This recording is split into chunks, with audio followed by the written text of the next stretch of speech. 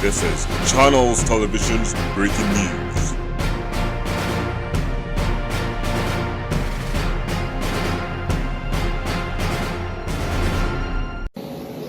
Ya, kembali lagi di Breaking News.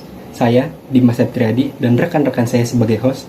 Beberapa menit ke depan, kami akan membawakan berita online edukasi. Berita online edukasi yang kami bawakan yaitu Narcissistic Personality Disorder. Yang pertama akan dibawakan oleh rekan saya, Arvina Rosali. Baik, di bawah ini ada beberapa ahli yang memberikan pendapat mengenai apa itu narsisme. Yang pertama dari Kartono. Menurut Kartono, narsisme adalah cinta diri yang ekstrim, menganggap diri sendiri sangat superior dan sangat penting. Ada ekstrem self-importancy, yaitu perhatian yang sangat berlebihan kepada diri sendiri dan kurang adanya perhatian pada orang lain. Jadi menganggap diri sendiri paling pandai, paling cantik, paling hebat, paling berkuasa, paling bagus dan paling segalanya. Yang kedua ada menurut Kaplan. Orang dengan gangguan kepribadian narsisme ditandai oleh meningkatnya rasa kepentingan diri dan perasaan kebesaran yang unik.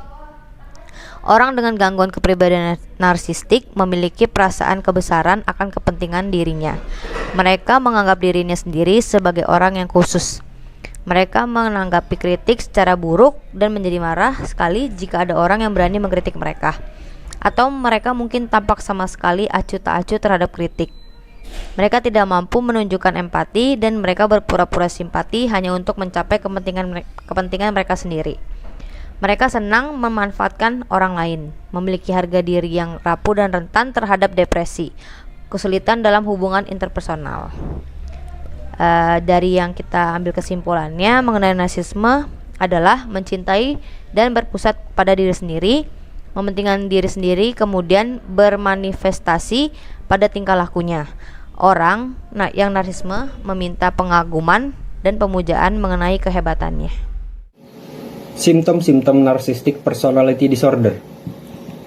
Berdasarkan DSM-5, ada 9 kriteria atau ciri-ciri individu dengan gejala gangguan kepribadian narsistik, yaitu yang pertama, grandiose view of one's importance, yaitu merasa diri paling hebat, namun seringkali tidak sesuai dengan potensi atau kompetensi nyata yang dimiliki dan senang memamerkan apa yang dimiliki termasuk gelar, prestasi, maupun harta benda.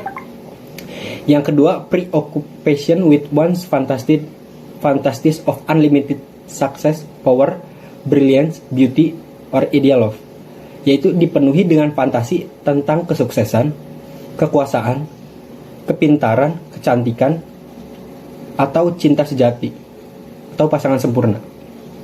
Yang ketiga, believe that she or he is special one unique, yaitu percaya bahwa dirinya adalah spesial dan unik.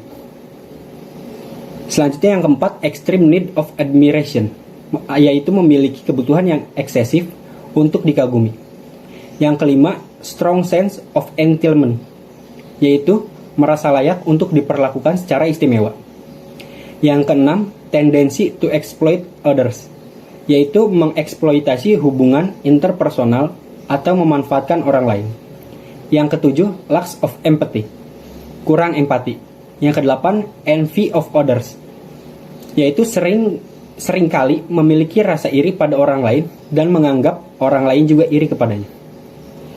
Yang terakhir, nomor 9, show arrogant, naughty behavior or attitude, yaitu menunjukkan sikap angkuh dan perilaku arogan. Penanganan Narcissistic Personality Disorder. Narsistik adalah kondisi di mana gangguan kepribadian seseorang akan menganggap dirinya sangat penting dan harus dikagumi. Pengobatan terhadap gangguan kepribadian narsistik bisa dilakukan dengan melakukan terapi seperti mengunjungi psikoterapi atau terapi di rumah dengan melibatkan anggota keluarga. Metode pengobatan yang digunakan adalah psikoterapi.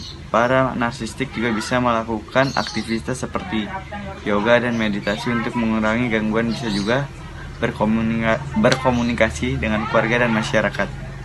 Pada anak-anak, jangan diberi pujian yang berlebih.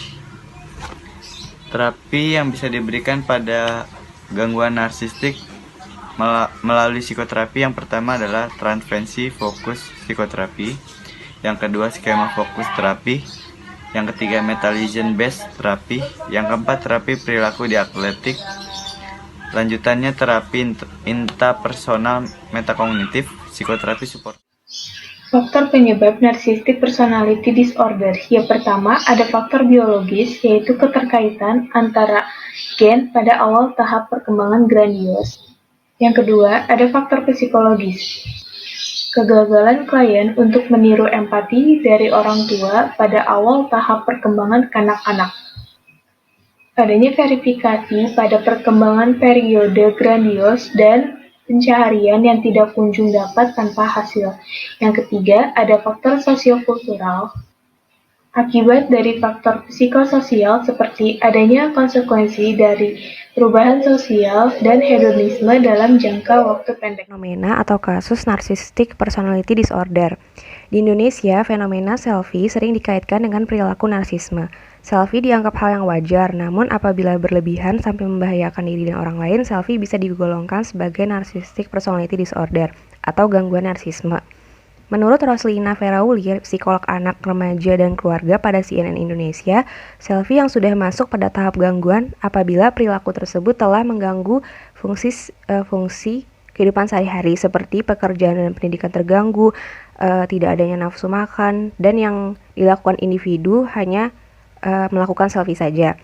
Tragisnya lagi, tidak sedikit kasus selfie yang berujung pada kematian, seperti halnya terjadi di Bondowoso pada tahun 2016. Seorang remaja asal Situbondo bernama Lutfi Yudianto, usia 16 tahun, jatuh ke dasar jurang di tepi jalan raya Arak-Arak. Lutfi terpeleset saat selfie di tepi tebing dengan kedalaman 150 meter. Selain itu, di Jakarta, seorang siswa SMP bernama Agus Firmansyah, usia 12 tahun, tewas akibat jatuh dari lantai 5 sebuah gedung kosong di Koja, Jakarta Utara. Agus jatuh karena terpeleset saat sedang selfie bersama teman-temannya. Insiden itu terjadi di kantor imigrasi Jakarta Utara pada Rabu malam tahun 2016. Ya, sekian breaking news dari kami. Saya, Dimas Septriadi, dan rekan-rekan saya sebagai host, pamit undur diri dari hadapan Anda. Mohon jaga protokol kesehatan dan jangan keluar rumah. Terima kasih, selamat siang. This is Channels Television's breaking news.